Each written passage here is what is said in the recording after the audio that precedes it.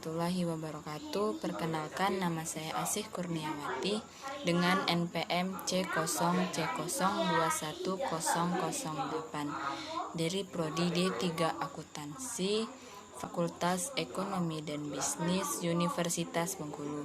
Di sini saya akan membahas tentang recording in process. Setelah tahapan identifikasi transaksi, tahapan selanjutnya dalam proses akuntansi adalah tahapan pencatatan. Yang pertama, tahap pencatatan, yaitu mencatat transaksi berdasarkan bukti transaksinya ke jurnal. Jurnal merupakan catatan akuntansi pertama kali dilakukan yang mencatat transaksi secara kronologis atau urut tanggal kejadian. Dalam melakukan pencatatan transaksi ke jurnal harus secara kronologis. Maksudnya kronologis adalah transaksi yang terlebih dahulu terjadi itu harus dicatat terlebih dahulu dibanding transaksi yang terjadi berikutnya. Dan jurnal ini terbagi dua, yaitu ada jurnal umum dan ada jurnal khusus. Jurnal khusus ini biasanya digunakan di perusahaan dagang, sedangkan dalam perusahaan jasa itu menggunakan jurnal umum. Yang kedua, tahap pengklasifikasian, yaitu melalui posting ke buku besar. Posting adalah proses memindahkan informasi dari jurnal ke buku besarnya masing-masing. Jadi, kalau dalam transaksi itu melibatkan 10 transaksi kas, maka nanti akan muncul di buku besar kas. Yang ketiga, tahap pengiktisaran, yaitu menjumlahkan saldo dari setiap akun pada setiap akhir periode dan menyusunnya dalam suatu daftar, yaitu neraca saldo. Nah, neraca saldo adalah daftar yang memuat akun-akun beserta saldonya masing-masing pada tanggal tertentu. Maka definisi akun adalah tempat untuk mencatat pengaruh dari suatu transaksi. Terdapat 5 kelompok akun utama, yaitu akun aset, akun liabilitas, akun ekuitas, akun penghasilan, dan akun beban. Kemudian sistem pembukuan berpasangan atau double entry system. Yang pertama, setiap transaksi keuangan yang terjadi akan dicatat dengan setidaknya melibatkan 2 akun. Satu akun akan didebitkan dan satu akun lagi akan dikreditkan. Yang kedua, setelah transaksi dicatat dalam jurnal, maka jumlah debit dan kredit harus sama. Aturan debit kredit persamaan dasar akuntansi yang berlaku dalam praktik bisnis adalah aset sama dengan liabilitas plus ekuitas. Jika ditarik garis pemisah di bawah tanda, maka akan terbentuk 2 sisi, yaitu sisi kiri dan sisi kanan, seperti pada gambar berikut. Aset sama dengan liabilitas plus ekuitas. Sisi kiri disepakati sebagai sisi debit, sedangkan sisi kanan disepakati sebagai. Kemudian, saldo normal suatu akun bisa bersaldo debit dan bisa juga bersaldo kredit. Saldo normal merujuk pada setiap penambahan, artinya jika akun kas yang merupakan aset perusahaan memiliki saldo normal debit, maka ketika terjadi transaksi yang mengakibatkan kas perusahaan bertambah, maka akun kas akan dicatat pada jurnal pada posisi debit. Jika terjadi transaksi yang mengakibatkan kas perusahaan berkurang, maka akun kas akan dicatat pada jurnal pada posisi kredit.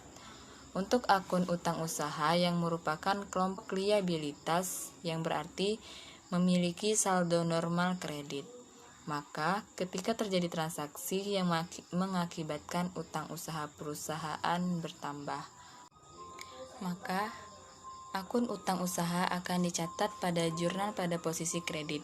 Jika terjadi transaksi yang mengakibatkan utang usaha berkurang, maka akun utang usaha akan dicatat pada jurnal pada posisi debit.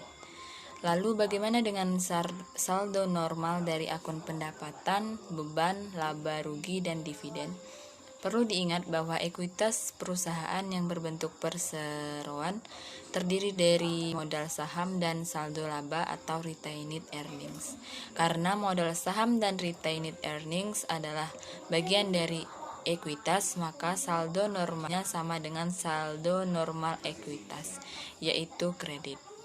Kemudian, mencatat transaksi ke dalam jurnal.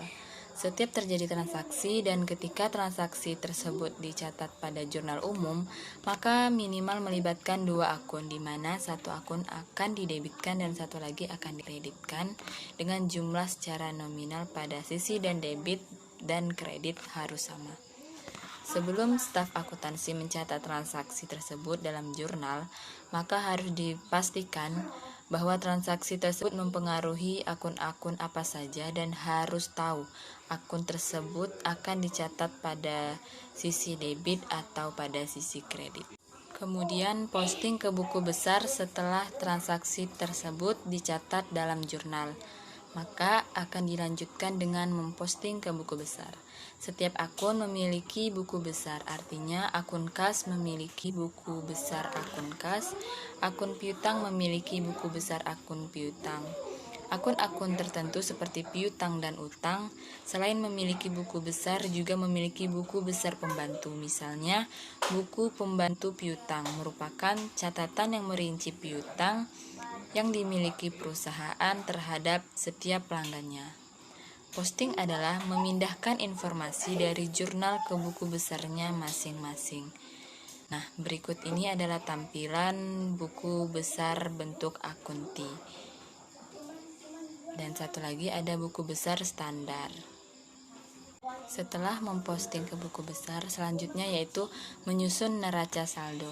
Setelah seluruh transaksi keuangan yang terjadi dalam satu periode dicatat pada jurnal dan diposting ke buku besar, maka langkah selanjutnya adalah menghitung saldo dari setiap akun dengan cara menghitung selisih antara jumlah pada sisi debit dan jumlah pada sisi kredit, dan menempatkan saldo akun tersebut pada sisi yang lebih besar. Neraca saldo yang jumlah debit dan kreditnya itu harus imbang. Jumlah debit dan kredit seimbang saja belum bisa dipastikan benar saldonya, karena bisa saja disebabkan hal-hal sebagai berikut. Pertama, ada transaksi yang tidak terjurnal. Dua, suatu transaksi telah dijurnal dengan benar namun tidak diposting ke buku besar. Yang ketiga, ada transaksi yang terposting 2 kali. Yang keempat, transaksi telah dijurnal ataupun diposting namun akun yang digunakan salah. Yang kelima, kesalahan dalam perhitungan, misal salah jumlah. Di sini saya akan menjelaskan siklus akuntansi. Siklus akuntansi itu dimulai dari adanya transaksi berdasarkan bukti transaksi. Akan dicatat pertama kali dalam jurnal. Selanjutnya, informasi di jurnal akan diposting ke buku besar. Selanjutnya, menjumlah saldo akhir periode dari masing-masing akun dan menyusunnya dalam neraca saldo. Selanjutnya itu dibuat jurnal penyesuaian karena beberapa akun dalam neraca saldo belum menunjukkan nilai yang sebenarnya. Kemudian akan diposting lagi ke buku besar dan jumlahkan lagi saldo akun-akun. Kemudian susun neraca saldo setelah penyesuaian. Setelah menyusun neraca saldo setelah penyesuaian, selanjutnya itu kita menyusun laporan keuangan yang dimulai dari laba rugi, laporan perubahan ekuitas, laporan posisi keuangan, laporan arus kas, dan catatan atas laporan keuangan. Selanjutnya kita membuat jurnal penutup untuk menutup akun pendapatan, akun beban, akun ikhtisar laba rugi, dan akun dividen. Kemudian posting lagi ke buku besar dan hitung lagi saldo akun-akun dan susun neraca saldo setelah penyusutan. Baiklah, itulah tadi penyampaian materi tentang recording in process. Terima kasih. Wassalamualaikum warahmatullahi wabarakatuh.